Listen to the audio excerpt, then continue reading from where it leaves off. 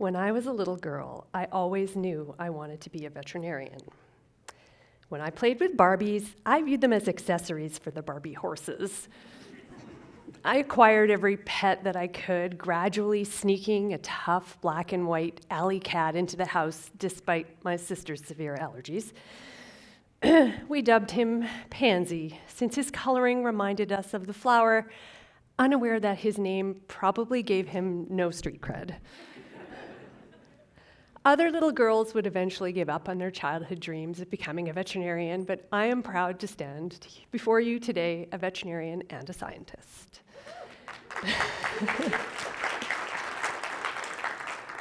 And what a wild ride it has been. During my final year of veterinary school here, I saw an advertisement to work on a weird parasite in wildlife in Canada's north, and suddenly my plans to be a pet vet shifted. Parasites were fascinating, complicated life cycles, the ability to jump species, even altering the behavior of their unwitting hosts, like the cat parasite Toxoplasma gondii. This microscopic parasite is pooped out by cats for only a few weeks in their lifetime before the parasite loses its race against the immune system. But it makes really good use of those few weeks, putting out millions of oocysts into the environment. These are the egg stage of the parasite, which can survive for months to years. And the best outcome from the parasite's viewpoint is to get back into a mouse or some other prey species of a cat where it can fully complete its life cycle.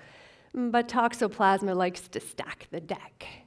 If its unwilling host fails to become kitty food, it will settle for any other warm body, including hundreds of birds, mammals, and people. So when a host with no previous immunity accidentally ingests these invisible oocysts, the parasite goes into attack mode, dividing rapidly and spreading throughout the body. They can cross the placenta and infect the fetus, resulting in miscarriage, fetal abnormalities, and brain and eye issues in later life. As the host develops immunity, the parasite goes into stealth mode. It hides in the nervous system, quietly insists in the muscles, slowly dividing to increase its numbers. Toxoplasma also plays the long game, waiting to be consumed by another carnivore who will unwillingly and unwittingly harbor the parasite in its muscles and brain. And it doesn't just sit there. This parasite subtly manipulates its hosts, making rodents lose their fear of cats, wolves more likely to lead packs, and people more likely to take risks, either as brilliant entrepreneurs or unlucky car accident victims. This parasite has also been associated with crazy cat ladies, although this is a chicken or egg problem. Because having many cats really increases your risk of being exposed to the parasite rather than the parasite driving acquisition of cats. Toxoplasma is the most successful parasite on Earth, largely because of its many routes of transmission in water, in undercooked meat or unwashed produce, unpasteurized milk, and in pregnancy. So successful that in this room, as many as 3 out of 10 of you are unknowingly positive for this parasite, probably with no effect other than an initial vague flu-like illness. But even though the parasite may not cause immediate problems in normal, healthy people, we should avoid infection, because this parasite can cause serious problems in the unborn, alter human behavior, and create long-lived infections that can be fatal in people who become immunocompromised later in life. For example, toxoplasmosis is responsible for 10% of deaths due to HIV/AIDS, especially in regions like sub-Saharan Africa. So why have I chosen to spend my career researching this parasite of cats in Canada's far north, where Arctic fox and wolves are far more common than even the toughest of alley cats? Because paradoxically, Canada's northern residents have some of the highest levels of human exposure to Toxoplasma in North America, which is really confusing. And I've spent 15 years trying to figure out why. Based on work by myself and many others, it now seems that this parasite enters the Arctic as oocysts in marine and freshwater currents, making Toxoplasma a parasite pollutant flowing from cat-friendly regions in the south to the high Arctic. It also hitches a ride in the muscles of migratory geese, which fly in their millions each spring to the Arctic to nest, an event that's eagerly awaited by Arctic carnivores and Arctic peoples alike. And finally, DNA of this parasite has been found in the brains of Arctic char, which is really strange, since cold water fish are not supposed to be good hosts for this parasite.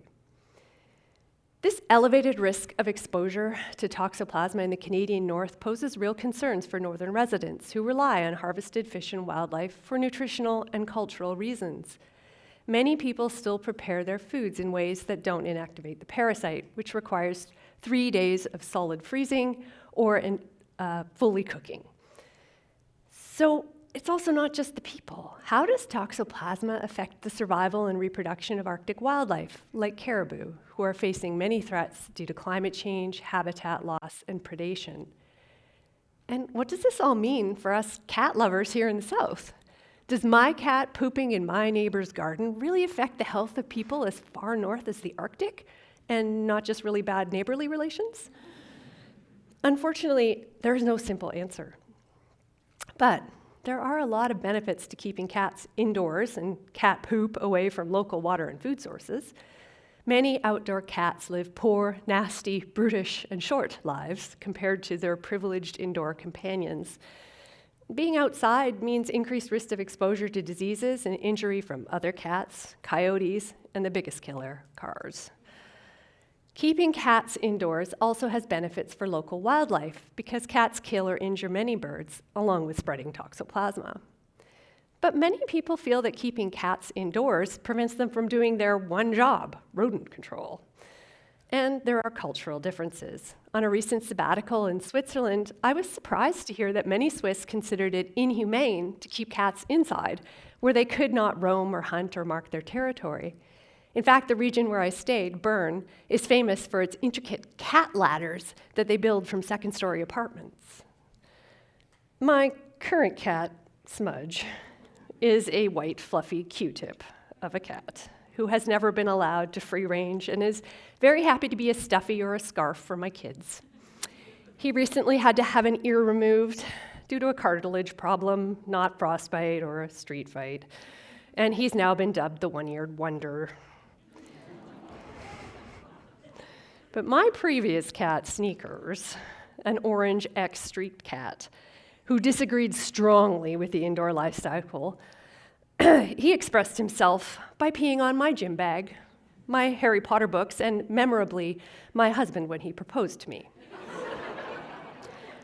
So, the indoor life may not be suitable for all cats and their human counterparts.